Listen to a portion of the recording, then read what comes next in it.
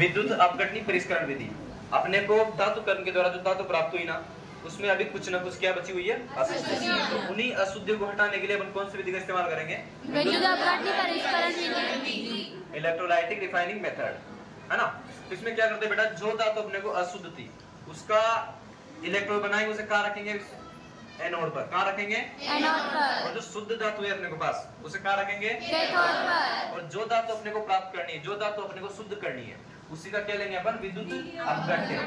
उसी का क्या लेंगे अपन, विद्युत अपघट्य। अपने को शुद्ध करनी बेटा कौन सी, कॉपर धातु। कौन सी करनी है, कॉपर। कौन सी करनी है, कॉपर धातु। तो अशुद्ध कॉपर धातु कहाँ पे लेंगे अपन, एनोड पर। और शुद्ध कॉपर धातु कहाँ पे लेंगे, मैं लिख देता हूँ जरा यहाँ पर। एनोड पे क्या लेंगे अपन, बोलो, अशुद्ध धातु। कौन सी लेंगे, अशुद्ध। और कैथोड पे क्या लेंगे, शुद्ध धातु। कैथोड पे क्या लेंगे, शुद्ध धातु। और जो विद्युत अपघट्य लेंगे, ये भी किसका लेंगे, कॉपर का। तो अपन ले लिया क्या, कॉपर सल्फेट। क्या ले लिया, कॉपर सल्फेट। ठीक है। जब इसमें अपन विद्युत धारा प्रोवाइड करेंगे, इलेक्ट्रिसिटी प्रोवाइड करेंगे, तो आप क्या देखोगे बेटा कि एनोड पर आप क्या देखोगे, एनोड पर जो अशुद्ध धातु लिए अपन ने, उसका मूल्य किस तरह से होगा, इस तरह से Cu+2 और 2 इलेक्ट्रॉन निकल जाएंगे। क्योंकि इलेक्ट्रॉन तो कौन सा चार्ज है, नेगेटिव, और Cu+2 में कौन सा चार्ज है, पॉजिटिव। तो ये कहाँ जाएगा, कैथोड की तरफ। कहाँ जाएगा ये, और इलेक्ट्रॉन इस पथ से ट्रेवल करता हुआ कहाँ पे आएगा, कैथोड के पास। क्योंकि कॉपर भी कहाँ जा रहा है, कैथोड के पास। इलेक्ट्रॉन इस पथ के द्वारा कहाँ जा रहा है, कैथोड पर।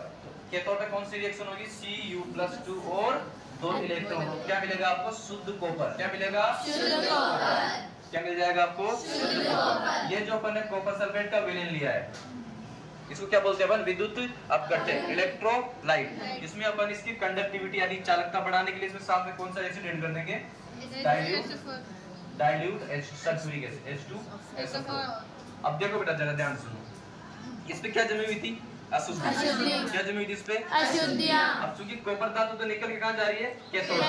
इसमें जो अशुद्धियां जमी हुई थी वो सब कहाँ जमा हो जाएगी, नीचे। जमा हो जाएगी। क्या जमा हो जाएगी यहाँ पर, नीचे। निकल कहाँ जमा हो जाएगी, नीचे।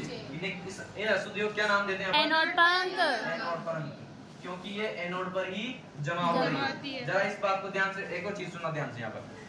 ये जो अशुद्धि थी, ये इधर क्यों नहीं जमा हुई, इधर ही क्यों जमा हुई, क्योंकि इन पे कोई भी चार्ज नहीं है, न्यूट्रल है, तो नहीं कोई गति नहीं करेगी।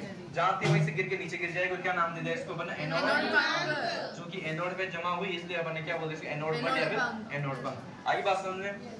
इसमें अपन ने सल्फ्यूरिक अम्ल क्यों मिलाया, ताकि जो अपना इलेक्ट्रोलाइट है उसकी क्या बढ़े, चालकता, और अच्छे से विद्युत का प्रवाह हो। ठीक है ना बात, आगे समझ में। और अपने को देखो एक और चीज सुनो, अब इसमें से कॉपर निकलने के लिए कहाँ जा रहा है, कैथोड पर। तो ये प्लेट पे क्या होती चली जाएगी, पतली। क्या होती चली जाएगी, ये पतली। और ये प्लेट क्या होती चली जाएगी, मोटी। आगे बात समझ में, कोई दिक्कत, नो सर। नहीं बोलोगे कभी भी, नो सर। पक्का, यस सर। ठीक है। अब कर दे बंद।